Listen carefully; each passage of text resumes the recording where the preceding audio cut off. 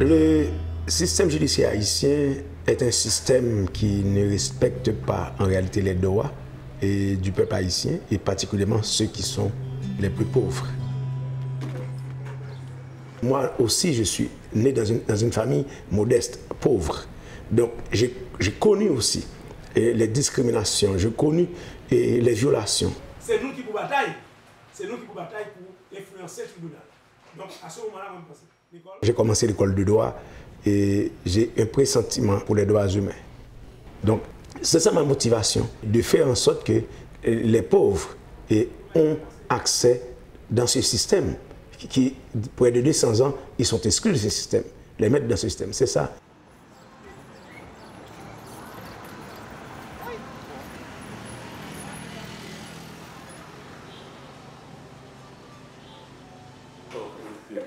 Ouais, ça veut dire non, ça pas aussi volumineux que tout ça. Et bien, parce que ça, c'est une que monsieur prend. Et chaque jour, vous comme ça. Je peux joindre tout élément que vous avez besoin là-dedans. Ouais.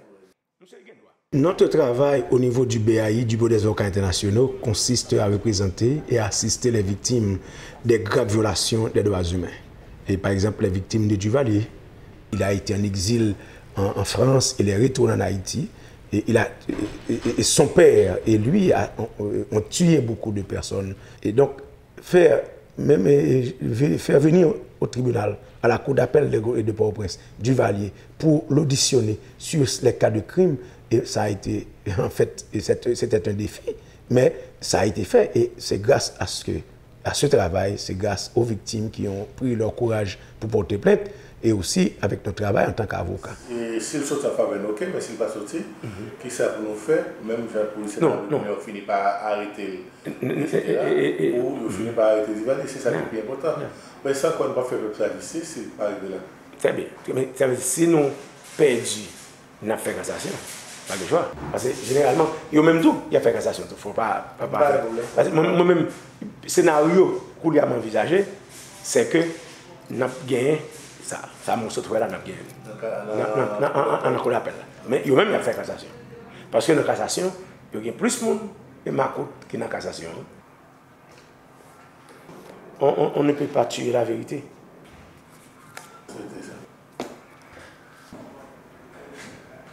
Ce que nous faisons, c'est l'impact, comme on dit en anglais, impact education. C'est de voir que, riche ou pauvre, vous êtes justiciable. Duvalier ou bien n'importe quelle personne, ils sont justiciables. Et si nous prenons dans le temps, il y a des gens qui tuent et volent et vivent encore l'impunité. Ils sont, comme Jean-Dominique, il a dit, un journaliste, un grand journaliste haïtien, il l'a dit, les assassins sont encore dans la ville. Donc, le système judiciaire haïtien n'arrive pas vraiment à mettre sous les verrous les criminels, les violeurs, les voleurs et les prédateurs des droits de l'homme. Donc, c'est ça le cas. Et quand nous disons que c'est symbolique, c'est parce que c'est Duvalier, c'est un ancien président. C'est un message qu'il faut envoyer à ceux qui ont la prétention d'être président d'Haïti et de ne pas diriger le pays comme Duvalier l'avait fait.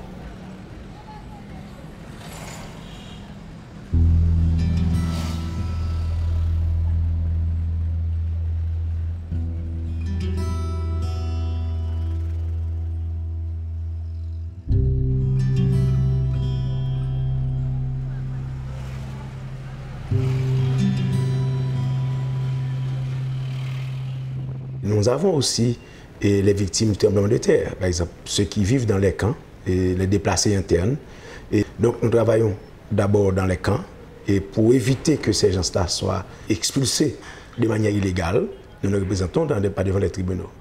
Bon, notre cas, c'est le cas de choléra. Maintenant, nous sommes en face des Nations Unies. Et quand nous sommes aux Nations Unies, c'est d'abord les États-Unis, c'est la France, c'est le Canada, les grands pays impérialistes. Now we continue our look at Haiti 1 year after the earthquake. Tonight, a battle against an epidemic unfolding in the countryside and cities. The immediate focus has been here, a UN base manned by peacekeepers from Nepal. The UN first denied its soldiers had channeled their waste into the river. Subsequently, the strain of cholera now in Haiti was determined to be one predominant in Asia. And after much criticism, the UN has just named a panel to investigate. les États-Unis qui fait la promotion des droits humains et qui ne veut pas respecter les droits du peuple haïtien parce qu'ils sont pauvres. Les Nations parlent toujours de ce qu'on appelle les règles de droit, rule of law, et pourquoi pas pour les Haïtiens. Et c'est le grand défi, et maintenant nous sommes prêts à aller par devant un tribunal national. The UN, though, has never admitted its peacekeepers are to blame, and it's never apologised. Now, in a bureaucratically worded statement, the UN says it won't pay compensation claims which amount to hundreds of millions of dollars. Today, the United Nations advised the claimants' representatives that the claims are not receivable pursuant to Section 29 of the Convention on the Privileges and Immunities of the United Nations. Pourquoi l'ONU, les lois qu'il prône, pour qu'il ne respecte pas ces lois, pourquoi l'ONU ne se soumette pas à ces lois? Depuis un paquet de pays sous la terre bénie, ils ont choisi, ils font une déclaration universelle droit monde. Et bien, cette déclaration, ça dit moun gen droit à la santé, moun gen droit à la vie, moun gen droit pour aller à l'école, moun gen droit pour la santé. Est-ce que nous gen droit ça yo? Est-ce que nous gen droit ça yo? Non. Est-ce que nous gen droit pour nous boire de l'eau potable? Non. Qui est-ce qui va nous coller là? Ministre. Qui est-ce qui va nous coller là? Ministre. Qui va nous coller là? Notre système est axé sur les victimes. Donc, nous les entraînons, nous les apprenons à formuler des revendications. Nous les apprenons à revendiquer leurs droits, à connaître les droits humains et à faire des manifestations et à faire des conférences de presse. Qui bord, bien parce qu'il faut connaître qui côté nous réunit, qui bord, etc.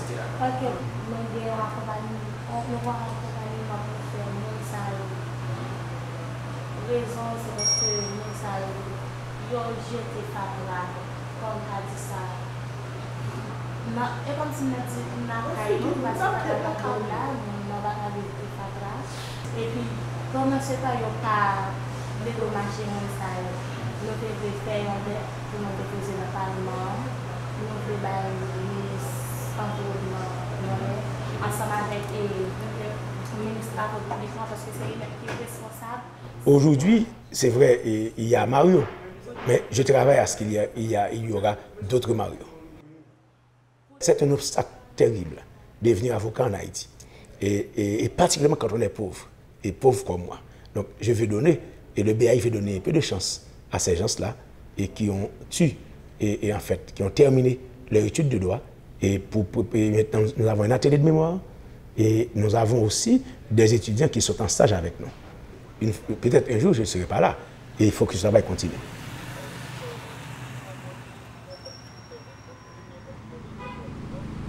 You know, it's my name. Mario, Jean-Claude Duvalier, Guédois. It's you got the right.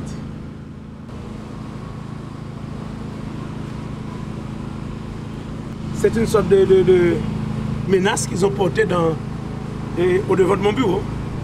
Ouais, ça c'est Davius.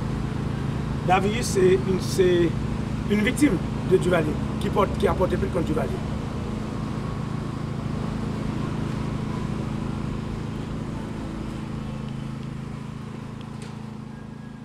C'est difficile de ne pas être victime. Une fois, j'avais reçu une boulette. Et dans une enveloppe, on dit que c'est cette boulette qu'on allait me tuer. Et il y a des gens qui me parlaient en face, qui me faisaient des menaces en face.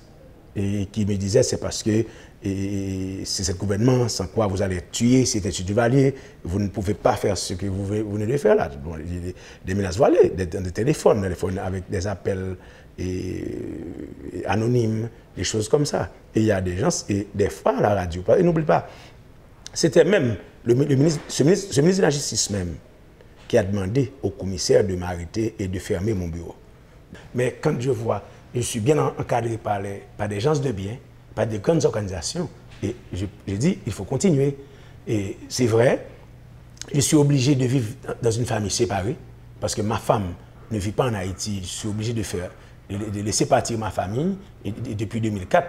Donc, c'est pas quelque chose, mais certaines fois, j'ai la tentation de laisser. Mais quand je vois ces organisations arriver et avec moi et en fait pense que ce que je fais est bon, moi je pense que je dois continuer à le faire jusqu'à ce que, je ne sais pas, et peut-être il n'arrive pas à avoir ma peau.